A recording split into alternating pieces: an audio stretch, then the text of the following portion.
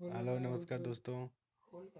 ये हम फ्लिपकार्ट के अनबॉक्सिंग करने जा रहे हैं आज। ये हमने एक चप्पल मंगाए हैं, स्लीपर। बहुत अच्छे हैं। अभी देख लें दोस्तों, मैं अनबॉक्सिंग कर रहा हूँ।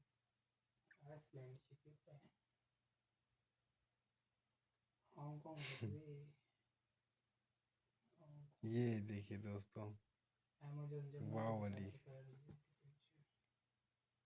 ब्लैक कलर है, ब्लैक एंड वाइट। इसका पन्नी फेंक दिया। देखते हैं कैसे निकलता है। टूटे फूटे तो नहीं है। वाह, नाइस। देख लीजिए दोस्तों, मस्त है। और क्या चाहिए। 222 रुपये के हैं। अच्छे हैं, क्या चाहिए। 10 रुपये सस्ते प्राइस में मिल गए। हमारे गांव में देखा आज क्या हो, अपना गांव तो नहीं दिखेगा, दिखाएगा।